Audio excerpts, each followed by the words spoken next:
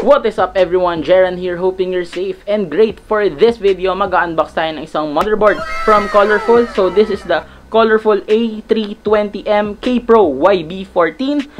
It's got the AM4 chips, AM4 platform, and it's a budget-friendly motherboard. And before we start with the video, I just would like to thank PC Extreme. So if you don't know them yet, they sell PC stuff, components, yan, peripherals, and they have one of the best customer service in Shopee. So check them out. I'll put their links down below. So they hook us up with this motherboard, well, to review. So guys, let's start the video.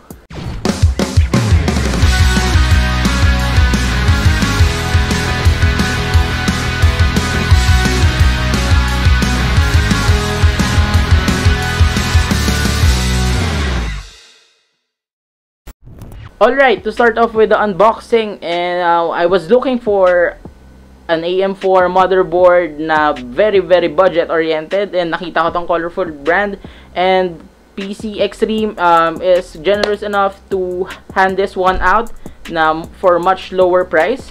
Di ko na sasabihin yung price, pero ito yung link for the motherboard. Lalagay natin doon sa description para makakuha kayo nitong cheap motherboard na to. And before we open the box, so binigyan din nila tayo ng G-Data protection. So this is an antivirus. It's a 1-year subscription. So they gave us 2 for free. So guys, if you want to have this, just message me, hit me up on my Facebook page na nasa link din below. Para kung gusto nyong kunin to, it's for free. I'll give it to you. And binigyan din nila tayo ng keycaps for a mechanical keyboard. So these are Cherry MX switches. So thank you for that, for giving this away.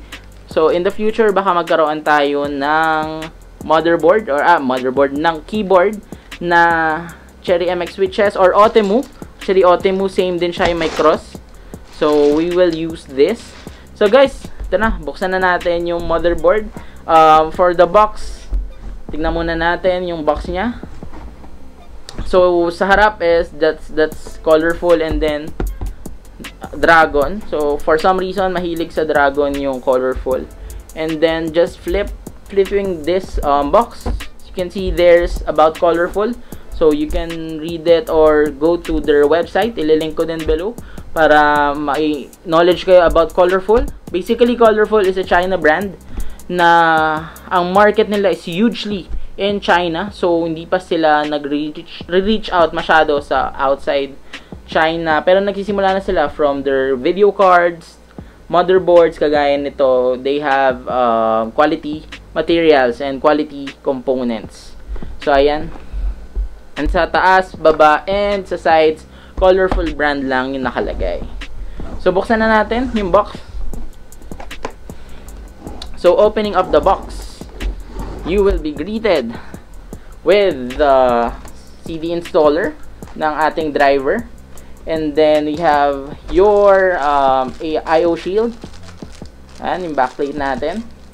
And then you have your manuals. Ito yung mga manuals niya. And well, it's in English.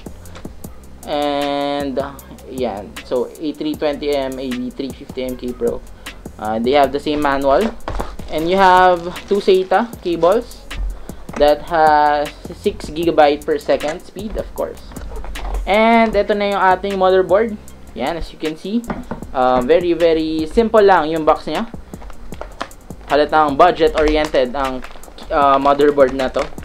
And ito, it's wrapped in an anti-static, and meron tayong dalawang styro sa ilalim. So buksan natin to, and let's observe yung ating motherboard. Alright, as you can see with the motherboard, very budget talaga pag tinignan mo siya. So simulan natin sa kanyang some of the important parts. Well, you have your socket rider for your AM4 na CPU, and here you have 2 DIMM slots na maximum ay 2666 megahertz. So that's OC already based on the box. So Very very limited lang yung iyong makukuhang overclocking with this one. Talagang stock lang tayo lahat. You have your PCIe 16 right there. And yung ating front panel I/O nandito. You have your USB and you have your 3.0 na port. You have 2 SATA SATA ports. So limited lang din on that part. And ito yung VRMs niya. And of course yung ating I/O sa likod. So we have PS2, we have an HDMI, we have a VGA, which is getting old already, so medyo outdated na. You have USB 3.0, you have USB 3.1 on this sides. You have that Ethernet port. You have your audio ports right there. And itong nakikita kong parang yellow, nag-yellow siya pag nadadaan sa light, so siguro umiilaw tong part na to. So and that's it for this motherboard. Very very simple lang yung layout niya. So meron siyang white accents ng konti, and yun na yung ating masasabi dito sa motherboard na to. Watch out for the build video na gagawin natin dito. So yung build video na yun is budget oriented. Lahat ng kaya nating pigain sa budget, lahat ng makakamura, mumurahin natin. So, ayan, watch out for that video build. So, click on the subscribe button para ma-notify ka pag lumabas na yung video na yun. And thank you so much for watching this video. If you like this video, just click on that like button. Comment down below for your for your comments and suggestions, and subscribe to my channel for more tech stuff like this. And I'll see you on the next one.